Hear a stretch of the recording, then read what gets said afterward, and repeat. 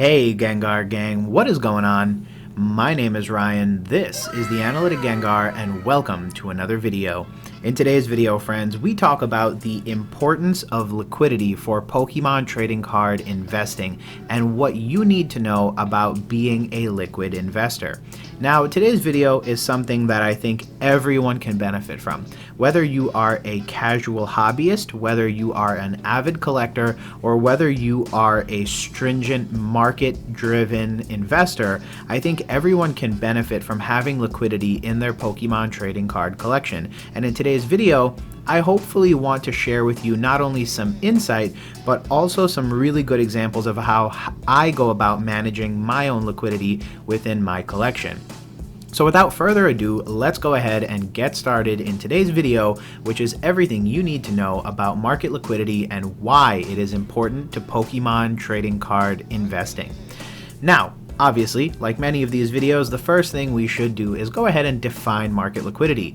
When it comes to liquidity, here's the classic Wikipedia definition, which basically says that in business or economics or investing, liquidity is the ability of a firm to very quickly liquidate a asset, meaning how quickly you can sell an asset without being in a situation where the price drastically changes one way or the other. Another way to define it is the measure of the ability of a entity in order to pay their debts when they fall due.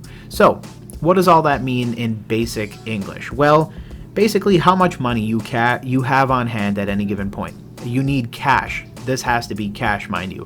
So you can't say, oh, the fair market value of my Skyridge box is $75,000. Therefore, at any given point, I have $75,000. Because that's not quite true. You have a Skyridge booster box, not $75,000. The truest and most real form of a liquid asset is cash. Period. End of story. When it comes to the Pokemon trading card hobby, the best asset for liquidity will be cash, because cash could be taken in or out of the hobby at any given point. Anything other than that, such as any type of trading card, is technically illiquid. Now, how illiquid it is depends mainly on what it is. For example, one of the things I've noticed is that very high value cards tend to be very illiquid. And the main reason for that is because most people don't want to spend that much money on that card. Another type of consideration when it comes to the illiquidity of assets is typically popularity. So while it might be very easy to liquidate a Charizard collection, it may be very hard to liquidate a Slowpoke collection. And so that's another type of consideration you might have to consider. So with liquidity now defined and you having hopefully a better understanding of how to measure liquidity and think about liquidity, the real question then becomes, well, why is this even relevant, Ryan? So to answer that, let's look at a really simple diagram, right? Here is the effective scope of your life, and, fit everything in that goes on in your life, whether it be, money and finances for food, for education, for bills, for debt, for parents, for wife, significant other, you name it, put it all in there, right? Somewhere along the way in this diagram exists the Pokemon hobby, right? And for some people, it's a very small amount. For other people, it's a very large amount. But the idea is that there's a lot of different factors that compete for your available money in your life. Now, in theory, the most sound investors will go ahead and minimize expenses. So what they might do is they may have a small house, therefore they don't have to pay many house-related bills. They might have a cheap and easy and reliable car, therefore they don't have to pay many car-related bills. In situations where you may try to be thrifty when spending for your family or spending on vacations, and therefore you effectively reduce the amount of expenses that are related to any one of these other categories, and therefore you can have more money to put into Pokemon. Now, myself, many other responsible YouTubers, and probably just most people will tell you that you should be prioritizing every other aspect of your life and pursuing Pokemon mainly as a hobby. There are a few of you who might be investors, who might actively be looking to maximize this part of your life's worth of money, mainly because you think in the future appreciation will create a passive income stream for you. While that's true, again, that's not true for the most of us. For the majority of us, that's an impossible way of living life, because if we spend all our money right now, we become illiquid to the remainder of the world around us. Meaning, I go and I buy $1 million in Pokemon cards, but next week when I can't afford rent, I still have to sell some of those Pokemon cards to pay for rent. And that is exactly the problem. That is where issues of liquidity typically come up. The most successful collectors and the most successful investors in this hobby will tell you that the best way of managing a collection is by remaining liquid enough to meet the other requirements of your own life. And you actively get to set those requirements. For example, if you live a super expensive, trendy, and otherwise frivolous lifestyle, you're going to find that a lot of your money has to go towards those components of your life. And then significantly less money will be able to go into Pokemon. And the exact opposite is true. If you spend too much on Pokemon, you may not be able to afford nice things in the rest of your life. And some people, most people, will find a balance between that. So for many people, they may live a relatively chill lifestyle, and then they can splurge a little bit on Pokemon, or they can do the opposite. Maybe they casually collect modern, knowing fully well that they can't afford vintage, but they also drive a Mercedes and live in $1 million home. And obviously, different people will fit different scenarios. Obviously, there's also the argument to be made that you can very quickly and very easily solve the situation and have both a very fancy lifestyle and a very fancy Pokemon card collection if you just increase the amount of money that you earn. So, go do whatever it is you need to do to make stupid amounts of money, and then magically you can afford both. But again, for the majority of us, and speaking about as realistically as we possibly can, whenever we look at liquidity in the context of Pokemon card investing and collecting, we need to bear in mind that for the most part, the finite number of resources that we have, meaning the number of dollars that you have in your bank account, are constantly being competed for by a variety of different factors, including, whatever bills you have to pay, whatever debt you owe, and then finally, Pokemon cards on the back end of that. And it's really important to strike a balance. So, now that you have a good understanding of why liquidity is important to the average collector, meaning you need to strike that balance in order to be successful not only in collecting but in life, I wanted to share with you guys a story, and this is a true story about not even one friend at this point, but a few friends that I know who have basically, ruined their chances at a significant position in the hobby because of their illiquidity. So, long story short, a couple of folks that I know used to have really amazing collections. Like, this is before 2019 Hidden Fates, and they had significant collections. I'm talking PSA 10s, once-in-a-lifetime cards, gold stars out the wazoo, sealed booster boxes from first edition to Aquapolis, Expedition, Skyridge, EX boxes, all that kind of stuff. I'm talking about the stuff that's easily worth 10 to 20 times what it was 5 years ago.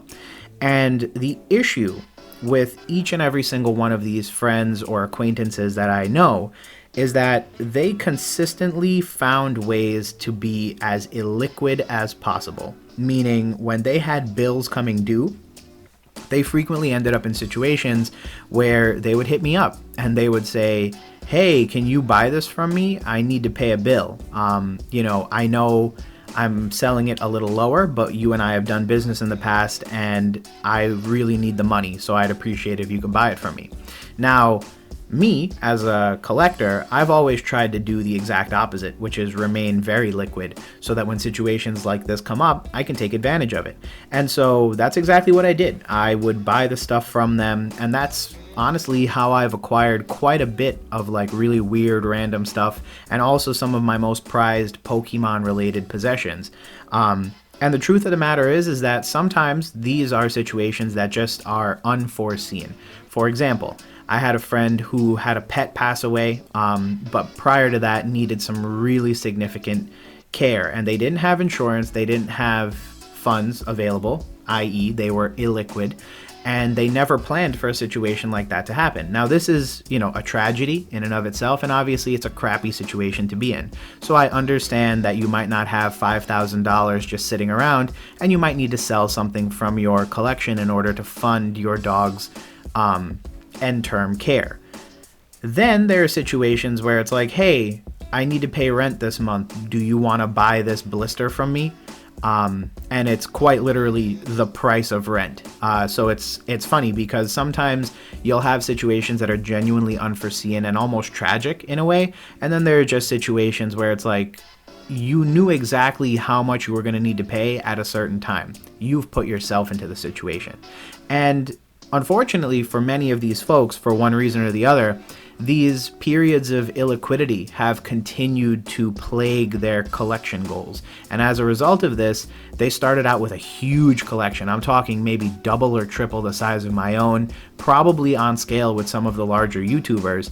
And slowly but surely, because of their inability to manage their own finances, they've seen bits and pieces of it chip away, to the point now where over the past couple of years, they've probably gone down to maybe 10% of where they used to be. And what's ironic and what's really painful, and this should be a very good example to everybody watching this video, is that on top of everything else, what's funny is that if they were better at managing their own funds in the capacities that they could, they would probably have a collection that would be worth about anywhere from 10 to 20 times what they paid for it.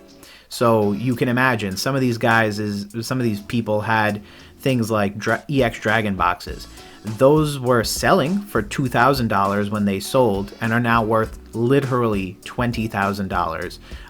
At least that's how much I paid. And if you go on eBay and try to buy it now, you'd be paying an even higher price.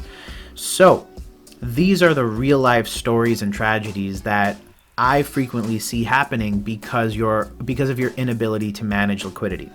So how do you really try to manage liquidity? Well, like I said, certain scenarios play out that you can't control. I really do think it's awful when certain life situations pop up that you didn't plan for, you didn't see, and they're just genuinely unexpected, like having to pay end-term care for a family pet. That's a situation that I wish on no one, and frankly that's kind of why we plan for the worst, right? But situations like that, I can totally understand why, once in a while they may come up, and once in a while you may need to, liquidate because you don't have the funds to cover that. Then there are other situations, like when your car payment is coming up, or your mortgage is coming up, or you have kids to feed, and you consistently make decisions that prioritize Pokemon or other aspects of your life rather than the necessities. And this is why I always preach, it's all about the bare necessities. You should be taking care of everything that is necessary in your life and using the remainder of the funds for Pokemon, not the other way around, because that is a recipe for disaster in the truest sense of the word. So, you now have reasons why it's important, you have examples of how it can ruin even the best of collectors, and now I wanted to briefly share with you, as we begin to wrap up the video, some of the ways that I go about thinking about liquidity. Now, when I invest in Pokemon cards, or even when I purchase Pokemon cards, I think of it in one of two ways. It's either going to be a game of hot potato, or it's going to be a certificate of deposit. So what do those two terms mean? A hot potato is exactly that. It's the children's game where you toss around a ball or an item like it's a hot potato. What I basically mean by that is I hold it for a little bit, I let it increase in value, and then I toss it to the next person like a hot potato. Many of you have heard this strategy parroted by me in the past. I use this in order to take advantage of appreciation in certain Pokemon cards and use the money that I make to fund my more permanent collection goals. So I might use something like a PSA slab that appreciates quickly in value to net myself a couple of bucks. I might use that money to fill out a binder, to buy a blister that I really like, or just save up for a long-term purchase down the road. The other type of investment that I make is very similar to a certificate of deposit. For those of you who don't know, a certificate of deposit is a type of savings account at most US banks where we deposit a certain amount of money. We earn a higher interest rate than normal. However, there is a requirement for how long the money needs to remain in the bank. So it might come in the terms of a 5-year CD. So for 5 years, you lock the money away and you can't touch it. Technically, some banks offer you the ability to pay a penalty and touch the money again, and then other banks will flat out tell you no. The intention is that you lock the money away, and then because it's locked away for a longer period of time, the bank can invest it in different ways, which will earn a higher rate of return than your standard checking account. And in the same way, I apply those very same principles to Pokemon cards. There are certain cards like my EX Deoxys booster box, like my Rayquaza Gold Star PSA 10, that I treat as CDs. I don't touch them. I don't think about them. As far as I'm concerned, I don't even own them. And then when I go to my off-site locations where they're stored safely, I remember, oh wow, that's a $60,000 booster box. Oh wow, that's like a $45,000 PSA slab. And that's the whole point, is that you're supposed to forget about them, lock them away, and keep them safe. In the future, when quote unquote your term of deposit expires, you have something there that's genuinely worth something. So that is basically everything I wanted to say about liquidity, friends. In the long run, there's a couple of things you should take away from this video. One is always make sure that you have enough money on hand to cover your life expenses. I don't know why I have to say that, but I find that I have to anyway. The second thing to bear in mind is that the mark of a truly successful collector in this hobby will be that you have the ability to keep enough money on hand to cover any unforeseen life circumstances. That's just called being a good financial human being. But also you have enough money as a collector to pounce on an opportunity when it comes your way. That's part of the reason why I was able to buy up a lot of these EX boxes, is because I had the cash on hand, and when the opportunity arose, I sniped at it right away, took it off the market, and called it a day. And then the third major thing you could take away from today's video is, even when you amass a great collection and you think you're on top of the world and really kind of leading the hobby, bear in mind that bad financial decisions and even some unforeseen stuff can really help decay your position very quickly. Just like my friends, you can end up in situations unforeseen or completely seen and totally your fault, where you mismanage money or unforeseen circumstances come up that cause you to force a liquidation. And on the end of things, if enough of that happens, your, $100,000 collection can turn into a couple of booster packs and a few, rinky-dink slabs from back in the day. And that's really important, because anybody can really come into this hobby and buy it all. The real question is, and what separates the true collectors from the, rank amateurs, is how good you are at managing your collection and the liquidity of your collection to ensure that you can remain in a good position for the future. So with that said, friends, thank you again for checking out today's video. I do hope you enjoyed it, and if you did, feel free to leave a like on the video. Of course, I always welcome your comments and feedback down below in the comment section of the video, and if you're not already, feel free to join the Gengar Gang by subscribing. Rumor has it you can't turn your phone upside down and hit the subscribe button, so why don't you go ahead and give it a try, and then let me know that down below in the comments if it worked for you. Like I said, friends, you could have been anywhere on the internet, but you chose to hang out with me for a little bit, and that means the world. I appreciate your viewership and your engagement on this video. But other than that, I will look to talk to you guys soon, and have a great day. Peace.